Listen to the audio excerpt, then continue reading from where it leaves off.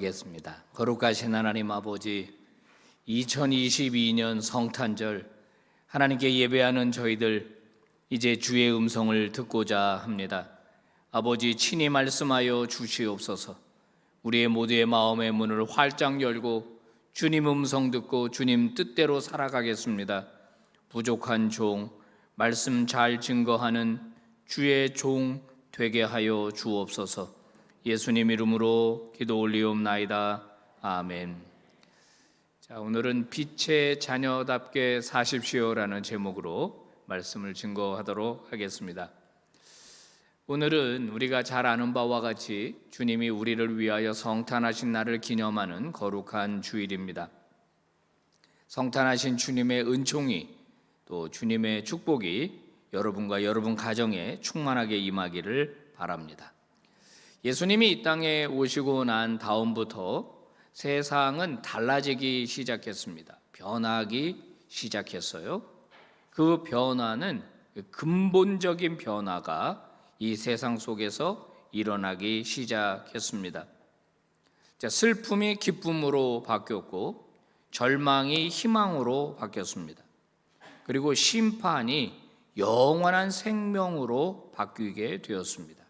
그래서 요한복음을 기록한 요한은 예수 그리스도의 오심을 우리에게 이렇게 이야기를 한 것입니다. 같이 읽어볼까요? 시작. 참 빛 곧 세상에 와서 각 사람에게 비추는 빛이 있었나니. 네, 이 땅에 오신 예수님을 뭐라고 표현했냐면 이 어두운 세상을 비추는 참 빛이다. 그래서 어둠이 물러가게 되었다라고 우리에게 소개하고 있습니다. 또 오늘 본문 5장 8절에서 바울은 뭐라고 이야기합니까? 같이 읽어볼까요? 시작. 너희가 전에는 어두움이더니 이제는 주 안에서 빛이라. 네, 이게 얼마나 멋진 선언입니까? 예수 그리스도가 오시면서 모든 것이 변하기 시작했고 달라지기 시작했고 어둠 속에 있던 우리들에게 참 빛이 비춰주면서 예수 그리스도를 영접한 모든 사람들을 향하여 뭐라고 선언하냐면 이제는 너희가 주 안에서 빛이다. 빛을 발하는 존재가 되었다. 이렇게 성경은 말하고 있습니다. 그런데요, 이 선언이 있었던 2000년 전에 로마에 살던 헬라인들은 이러한 선언을 듣고 어떤 반응을 보였을까요? 아마도 그들은 비웃었을 겁니다. 로마인들이, 헬라인들이 생각할 때 예수는 빛이 아닙니다. 예수 믿는 사람들은 빛이 아니었습니다. 오히려 어두움이라고 생각했죠. 그들이 아는 예수는 어떤 사람입니까? 자기 민족을 구원하기 위해서 온 메시아가 아니라 십자가 처형을 받은 범죄자에 불과했던 겁니다. 로마에 대항해서 봉기를 일으켰던 그런 그 청년, 유대 청년에 불과했고 예수를 따르는 사람들이라고 하는 사람들을 보니까 변변치 않았습니다. 뭐 내세울 게 전혀 없는, 뭐 등급을 나눈다면 그저 최하위층에서 살아가는 그런 평범한 사람들, 바로 그들이 예수를 따르는 제자들이었거든요. 반면에 로마는 어떻습니까? 헬라는 어떻습니까? 찬란한 문화를 꽃피웠죠. 정치적인 면이나 경제적인 면이나 법, 철학, 문화, 예술, 미술, 음악 모든 분야에 걸쳐서 로마, 헬라가 보여준 이 놀라운 이 업적은 뭐 이루 말할 수가 없죠. 그 중에 일부는 지금도 여전히 미술적인 면이나 여전히 법이라든가 이런 것들은 철학은 여전히 지금도 차용하고 있는 거거든요. 자, 이런 면에서 본다면 로마인들은 자기들이 빛이고 자기들이 광명이다 이렇게 얼마든지 주장할 수가 있었던 겁니다. 그렇다면 사도 바울은 무슨 근거로 그리스도인들이 빛이라고 주장을 하는 걸까요? 그 이유는 바로 예수 그리스도를 참 빛이신 예수 그리스도를 영접했기 때문입니다. 예수 그리스도는 죽음을 이기시고 부활하심으로써 이 땅에 죽음의 그림자를 몰아내고 참 빛, 영원한 빛을 우리에게 허락해 주셨거든요. 인간에게 도저히 해결할 수 없는 죽음의 문제, 이 죄의 결과로 심판으로 찾아온 죽음을 해결하신 분이 바로 예수 그리스도거든요. 그래서 예수 그리스도는 참 빛이고 그분을 우리가 우리 마음속에 모셔드렸기 때문에 우리는 이제는 주 안에서 빛이다라고 주장을 하게 된 것입니다.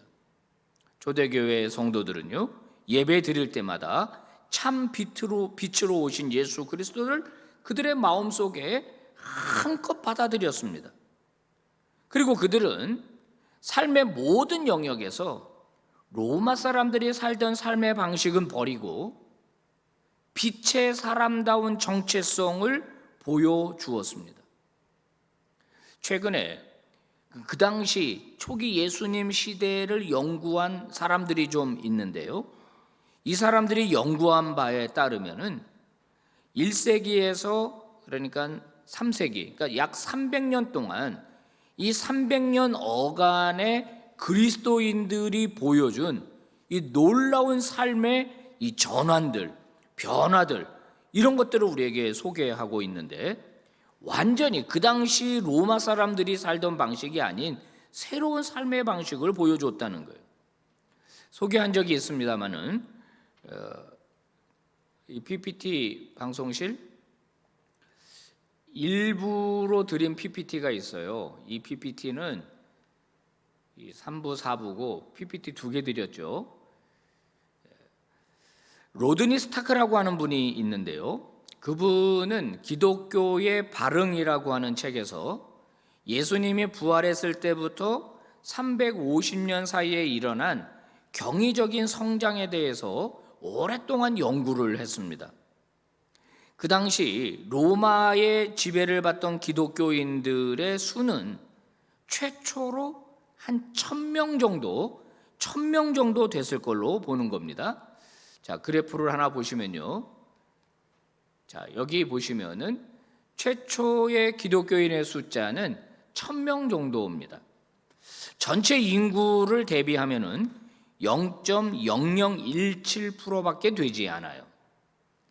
그런데 이 기독교가 매년 1년 지나고 1년 지나고 1년 지나면서 40%씩 성장을 하면서 300년이 지났을 때는 몇 명이 됐느냐면은 3,300만 명이 됐다는 거예요. 전체 인구가 약 6천만 명이라고 하는 것을 감안해 본다면은 엄청난 성장을 하게 된 겁니다. 그래프를 그려보면 이렇게 돼요. 거의 예수님이 부활하고 난 다음에 그래프로 표시되지도 못할 정도의 아주 그 미미한 그래프입니다. 근데 300년을 지나면서 이게 폭발적으로 이 기독교 인구가 이제 성장을 하게 되는 겁니다. 자, 이것이 1세기의 교회 분포입니다. 저기 저 하얀 부분이 이제 지중해라고 보시면 돼요. 저 점으로 나타나는 것이 교회 숫자입니다. 한 100년 정도 지났을 때 그냥 저 정도 교회 숫자가 저렇게밖에 되지 않았어요. 자, 100년이 지나면 교회가 얼마나 많아지는지 보십시오.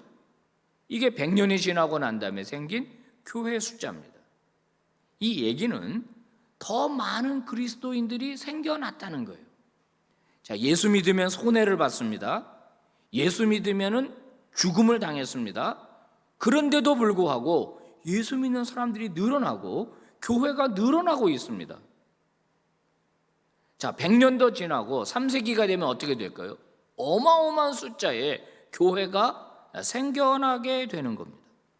여러분, 도대체 어떻게 이런 일이 일어날 수 있었을까요? 초기 교회의 이 경이로운 성장의 비결은 무엇이었을까요? 훈련받은 전도자가 많았습니까? 신학교가 있었습니까? 그런 조직이 있었습니까? 무슨 전도법이 개발이 됐습니까? 아니에요. 그런 게 아니었어요. 로드니 스타크는 그의 연구를 통해서 몇 가지를 제시합니다. 다 소개할 수는 없고 크게 네 가지를 이야기를 했어요. 첫 번째는 뭐냐면 그리스도인들에게 진정한 사랑이 있었다는 거예요. 진정한 사랑. 역사를 보면은요, 165년에서 180년까지 로마에 전염병이 한번 돌았습니다. 이게 얼마나 심각했는지 로마 인구의 3분의 1이 사망할 정도, 최대 하루에 5,000명씩 죽어나갔다는 거예요. 시신을 처리할 수도 없을 정도로 길거리에, 집에 사람들이 다 죽어서 절망적인 상황이 로마에 펼쳐졌었다는 거예요. 또 한 번 251년에 전염병이 한 번 더 돌았는데 이때는 너무 무서우니까 도시를 버리고 다 도망을 가버렸다는 거예요. 정치인들, 경제인들, 유력하다는 사람들 다 도망간 거예요.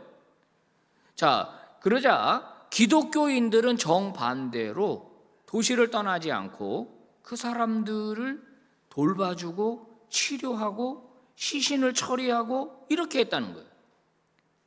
전염병이 자기에게 올 것을 두려워하지 않고 예수 그리스도의 사랑을 실천하다가 어떤 그리스도인들은 죽기도 했지만은 또 돌봐주니까는 병에서 낫는 사람도 생기면서 그런 그리스도인들의 모습을 보면서 사람들은 크게 감동했다는 거예요.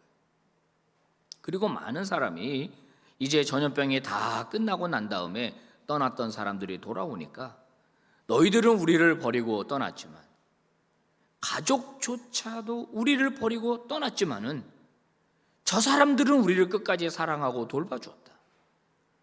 우리는 저들이 믿는 하나님을 믿겠다, 예수님을 믿겠다 그러면서 저들이 예수 그리스도를 구주로 영접하는 일들이 있었다는 거예요. 로드니 스타크는 두 번째 원인을 뭘로 보았냐면 그리스도인들의 가정이 굉장히 건강했다고 본 겁니다. 당시 로마의 성적인 타락은 극에 달했죠. 대도시일수록, 식자층일수록 성적인 타락이 아주 심했다는 겁니다. 거기다가 남성 우월주의에 사로잡혀서 여자아이들이 태어나면은 바로 죽이는 일이 빈번했다는 거예요. 그래서 남성하고 여성하게 성비를 보면 남성이 월등하게 많았어요. 그런데도요, 많은 남성이 전쟁터에 가서 죽었음에도 불구하고 여자를 100으로 본다면 남자는 130이나 140 정도로 여성이 남성보다 훨씬 적었다는 거예요. 그런데 그리스도인의 가정에 보니까 남자아이든 여자아이든 출산해서 잘 키워내고 또 이 아이들을 잘 교육하는 걸 보면서 야, 그리스도인들의 가정이 건강하구나. 한 남자, 한 여자 성적으로 타락하지 않고 자기 가정을 잘 지켜냈기 때문에 본받을 만했다라고 하는 겁니다. 세 번째 원인을 뭐로 봤냐면요, 신분차별에 저항한 것이 원인인 거라고 본 겁니다. 로마가 정치적으로나 경제적으로나 군사력으로 세계를 지배하고 있었지만은 전염병이라든지 가정의 타락이라든지 이런 것 때문에 인구가 이제 붕괴되기 시작했습니다. 그래서 로마는 정책적으로 주변 국가에 있는 사람들을 로마로 이주하도록 장려하는 정책을 썼고 그들에게 로마 시민권을 부여하는 특별한 정책을 사용했습니다. 그러다 보니까는 많은 인종들이, 많은 국가와 많은 문화, 언어적 배경을 가진 사람들이 로마로 모여서 섞여 살게 된 거죠. 그러다 보니까 신분적 갈등이 일어나지 않을 수가 없고 문화적 갈등, 이 성별의 갈등이, 계급의 갈등이 일어나지 않을 수가 없었던 거예요. 그런데 초기의 그리스도인들은 바로 이 신분 차별에 대해서 저항을 한 겁니다. 자, 갈라디아서 3장 28절 말씀 한번 읽어봅니다. 시작. 너희는 유대인이나 헬라인이나 종이나 자유인이나 남자나 여자나 다 그리스도 예수 안에서 하나이니라. 모두가 하나님의 자녀고 모두가 동등하다라고 하는 것을 강조하면서 종도 사랑하고 인종적 차별도 끌어안고 이 성별의 차별도 끌어안으면서 신분 차별에 저항을 했던 것, 이것이 많은 하층민들에게, 이방인들에게 도전을 주었고, 이런 종교라면 우리가 예수를 믿겠다. 그러면서 많은 사람들이 교회 안으로 들어오기 시작했다는 거예요. 네 번째는 뭐냐면요, 그리스도인들이 가지고 있었던 신실함이에요. 이게 무슨 말이냐? 믿을만 하다는 거예요. 그리스도인들은 보니까 다들 정직하더라. 예수 믿는 사람들은 써보니까 성실하더라. 예수 믿는 사람들은 이 사회에서 정말 필요한 사람이더라 라고 하는 것을 사람들이 느끼기 시작했다는 거예요. 또 예수 믿는 사람들이 운영하는 그런 회사에 취업한다든가 그 밑에 가서 일을 한다든가 해보니까 이 품삯이나 이런 임금을 제대로 잘 주고 따뜻하게 대해주는 그런 이 주인들을 보면서 사람들이 감동하기 시작한 거예요. 여러분 골로새서 3장 23절 같이 읽어봅시다. 시작. 무슨 일을 하든지 마음을 다하여 주께 하듯 하고 사람에게 하듯 하지 말라. 이게 그리스도인들 가슴 속에 있었던 거예요. 무슨 일을 하든지 간에 사람에게 하듯 하지 말고 예수 그리스도께 하듯 하라. 그러니까 그리스도인들은 성실하고 정직하고 믿을만하고 이런 사람들로 여겨졌다는 거예요. 그래서 이 그리스도인들, 기독교인들이라고 하면은 이 사람들을 빼고는 우리 나라를 유지할 수가 없겠다. 이런 사람들을 빼고는 국가를 이루어갈 수가 없겠다라고 하면서 로마가 결국은 기독교를 국교로 받아들이게 되었다는 거예요.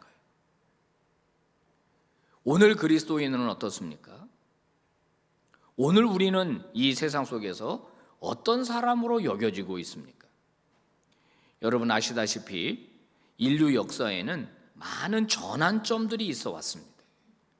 우리가 잘 아는 증기기관을 발명하면서 또는 컴퓨터를 발명하면서 엄청난 전환점들이 일어났는데 가장 획기적이고 가장 근본적인 전환점은 무엇입니까?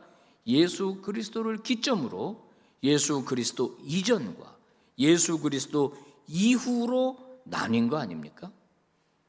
그래서 우리가 BC, 예수님 오시기 전을 Before Christ라고 하는 거예요. 예수님 전이다. 예수님 이후를 아노 도미니, 예수님 이후다라고 말하는 거예요. 그래서 AD라고 설명을 하는 거거든요.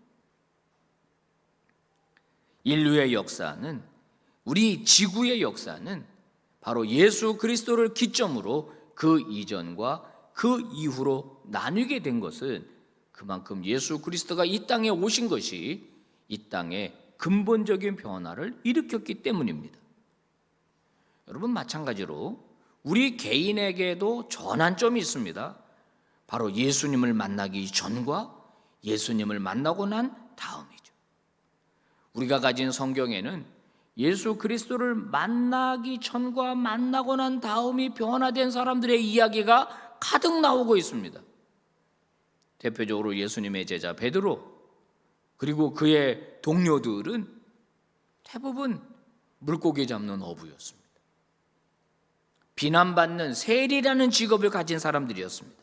별 볼 일 없는 사람들이었습니다. 근데 예수 그리스도를 만나고 난 다음에 그들은 완전히 변화된 삶을 살았죠. 사도 바울은 박해자였습니다. 예수 믿는 사람들을 핍박하던 자였습니다. 그런데 그가 다메섹 도상에서 예수님을 만나는데 정오의 햇빛보다 강렬한 빛으로 예수 그리스도를 만나게 되죠. 그 이후에 그의 삶은 완전히 변화되었습니다. 여러분은 어떻습니까? 예수 그리스도를 만나고 난 다음에 변화가 일어나고 있습니까? 여러분 예수를 믿는다는 게 뭘까요? 제가 늘 말씀드리지만 예수를 믿으니까 너 착하게 살아야 돼, 그런 겁니까? 죄를 10개 지으면은 이제 예수 믿고 난 다음에는 많이 좀 줄여가는 거, 그게 예수 믿는 것입니까? 여러분, 예수를 믿는다는 것은 저와 여러분의 존재 자체가 완전히 바뀌는 것을 의미합니다. 빛으로 오신 예수 그리스도를 내가 영접하면 그분이 내 안에 들어오셔서 내 안에 있는 어두움들을 다 몰아내시는 거예요. 예수 그리스도의 빛이 날마다 저와 여러분에게 비춰주면서 내 마음이 바뀌고 생각이 바뀌고 결정의 기준이 바뀌고 인격이 달라지고 말세, 폼새가 달라지고 그리고 성품이 달라지는 거예요. 성경은 착함과 의로움과 진실함과 사랑이라고 하는 열매가 그리스도인들에게 나타난다라고 말하고 있거든요. 이게 예수를 믿는 자의 모습이라고 하는 겁니다. 오늘은 예수 그리스도께서 이 땅에 성탄하신 성탄절입니다. 어둠 속에 살아가던 자들에게 참 소망의 빛을 비춰주신 날이 바로 오늘이죠. 저와 여러분은 그 빛을 받아들인 사람들입니다. 그렇다면 오늘 성경은 우리에게 뭐라고 말합니까? 빛의 자녀답게 살아라. 이것이 성탄하신 주님이 우리에게 말씀하시는 거예요. 우리가 은유적으로 세상은 어둡다라고 말합니다. 어두운 세상 속으로 들어가셔서 여러분 참 빛으로 살아가시기를 바랍니다. 너희가 전에는 어두움이더니 이제는 주 안에서 빛이라. 빛의 자녀들처럼 행하라. 기도하겠습니다. 하나님 아버지, 감사합니다. 성탄하신 주일 저희 모두는 참 빛으로 오신 예수 그리스도를 마음의 문을 활짝 열고 받아들입니다. 우리 인생의 어두움이 떠나가게 하시고 물러가게 하시고 예수 그리스도를 통한 참 빛이 어두운 세상 속에 비춰지는 빛의 통로들이 다 되게 하여 주시옵소서. 나의 변화가 가족의 변화로 이어지게 하시고 나의 변화가 일터의 변화로 세상의 변화로 이어지게 하여 주시옵소서. 예수님 이름으로 기도 올리옵나이다. 아멘.